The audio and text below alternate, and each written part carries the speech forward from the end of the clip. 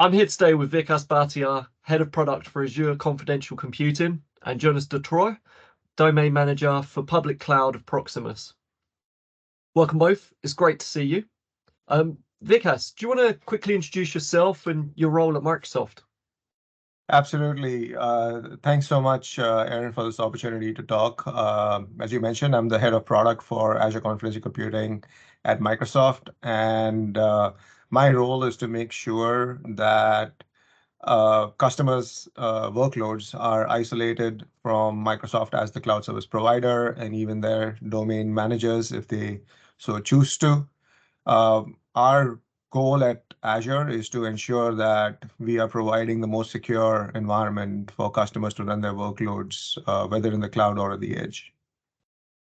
Fantastic, fantastic. Jonas, and yourself? Yeah, thank you, Aaron, for the invite, and nice to meet you. And Vikas, good to see you back. Yeah, my name is Jonas Detroit. I'm working in Proximus as a domain manager for public cloud. Being responsible for the public cloud is indeed ensuring that all things happen good and well on the public cloud, and thinking about confidentiality and finding the good and the best solutions for confidentiality is one of those tasks. So happy to be here and happy to be able to talk about it. Fantastic. Well, it's great to have you both here. Let's get straight into it. So, Vikas, can you help the viewers better understand what confidential computing is, and more importantly, how it can protect data privacy in the cloud? Absolutely. So we have been working with customers to understand their needs for data security in the cloud for quite some time. And what we've learned is customers are looking to verify as much as possible or trust as little as possible because they are running really super sensitive workloads in the cloud. And we all know that customers encrypt their data at rest, they encrypt their data in transit. This is something that our technology industry has solved. But protecting data in use or when the data in memory has not really been solved by our technology industry just yet. And that is sort of what confidential computing is bringing, where customers can now protect their data when it is used and when it is in memory. So this is the missing third leg of the data protection lifecycle that confidential computing can now help solve. That is the first thing that confidential computing helps solve, which is protect that data when it is in use and when it is in memory. But the second corollary that happens because confidential computing exists is that with the addition of confidential computing and the existing means of encrypting data at rest and in transit, customers have full control over their data lifecycle end to end with a key that they manage.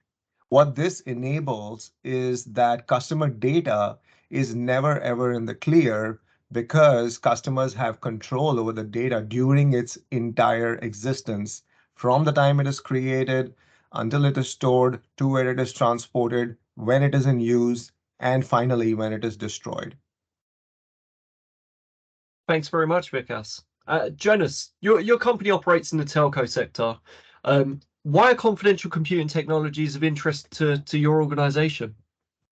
Yeah, and indeed, Proximus is a telecom company, full. So indeed, we are doing telco operations, and telco things are typically containing very sensitive data, very confidential data. Think about location data. Where are you today with your mobile phone? It is somewhere. Customer data, customer preferences, what kind of television things you see, what did you buy, all those kind of things, very sensitive data. So in that context, protecting our confidential data is crucial. And in that perspective, we really look into solutions to make it confidential. And one of those solutions is absolutely confidential compute.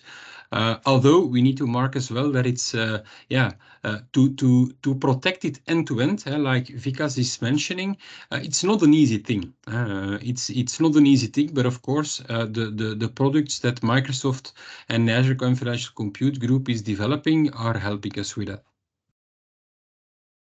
Yeah, Vikas, anything to add from your side? Absolutely, and Jonas captured it really well because he was talking about the importance of protecting this very sensitive data, right? And what we hear is, what's driving this is because of the increased sensitivity around data privacy, the rapidly evolving regulations and compliance requirements that organizations have to deal with. The fact that customers are putting their trust on us, so we need to make sure that organizations are capable of managing the trust that the customers entrust onto them.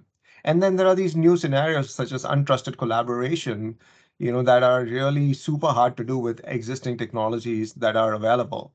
So what we see in terms of adoption scenarios are, primarily around regulated industries such as telco that Jonas just talked about, but also in healthcare or financial services or governments. For example, one of the things that we have been talking about publicly has been the efforts that we've been doing with Microsoft Cloud for Sovereignty, which is something that we are targeting towards our public sector customers, which is just one example of a regulated industry. Another example that comes to mind is our long-standing partnership with Royal Bank of Canada, RBC, which is one of the biggest banks in Canada, where we've been working with them for some time to help solve how do we work on a combined data set for retail and financial services to provide targeted offers for customers who have opted into these kind of services. These are just some of the scenarios that we see kind of coming from customers. The end goal that we're trying to drive towards is that the public cloud can be the private cloud, and in many cases, even better than the private cloud. Yeah. So lots of different industries, highly regulated industries in particular. Jonas, can you please comment on other potential benefits that organizations like yours can achieve by deploying confidential computing technologies in their environments? Some of them are already highlighted by Vikas, which is very clear. So next to the confidential compute solutions to protect sensitive data, confidential data, I do see certainly use cases in the example that Vikas mentioned on Royal Bank of Canada, where you basically enable multi-party computing, where you ensure that two data sets come together, operations are done, and each and one of them gets a reply, a result out of it without sharing that data. I really think that's one of the major additional advantages of confidential compute in this area. And of course, the overall protection, ensuring that you rule out, of course, kind of the trust in your cloud provider, but you also ensure that other people cannot dig into it. So you protect it as a whole. You ensure that your full protection footprint is getting bigger. Yeah. Vikas, how's Microsoft expanding the confidential computing portfolio, and do you view it as a foundational element for other privacy enhancing technologies? Absolutely. So when we think about confidential computing, we think about it as an industry effort. Microsoft was one of the co-founders of the Confidential Computing Consortium back in September 2019. And our definition of confidential computing, is entirely based on the definition that the industry has aligned itself towards. So when we think about confidential computing, we think about it as key foundational elements to enable eventually the Azure confidential cloud, where all of Azure is confidential. So our foundational principles are around an independent hardware root of trust, customer verifiable attestation, confidential key management, secure boot, measured boot, all of these capabilities that ensure that a workload is end-to-end confidential. And the way we work towards it is we are building a baseline platform by working with our hardware partners such as Intel, AMD, and NVIDIA to first provide the virtual machines that customers use. And the way our vision is working is, customers don't have to change a single line of code if they so choose to just deploy their existing virtual machines into a confidential virtual machine. No change required.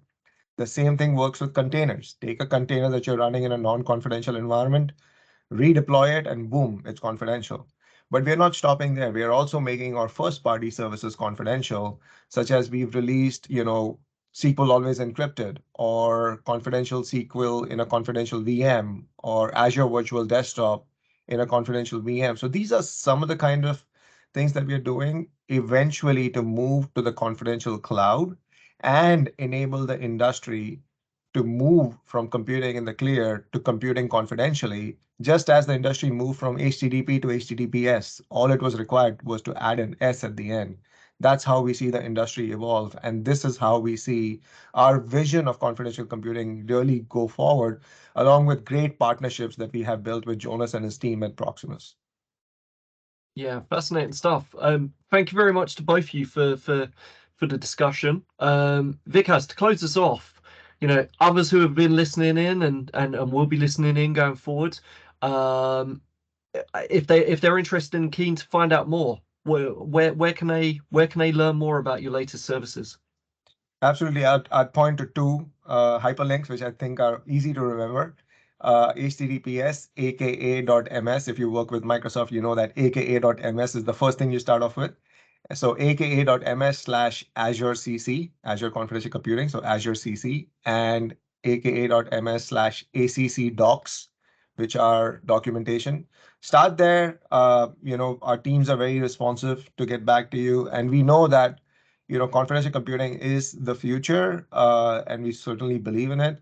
But it will take time for these technologies to be globally available and globally leveraged for these sort of use cases that Jonas and I have been talking about. We certainly believe that this is where the future is going to be. Fantastic. I agree as well. We've had a fantastic week running the Privacy Enhanced Technology Summit in Europe this week. Some of your colleagues were there, Vikas, and it was enlightening discussions across the 2 days. So yeah, there's lots of promise, there's lots of use cases appearing, and it's exciting times. Absolutely. Thank you both very much. Thank you. Thank you very Bye. much.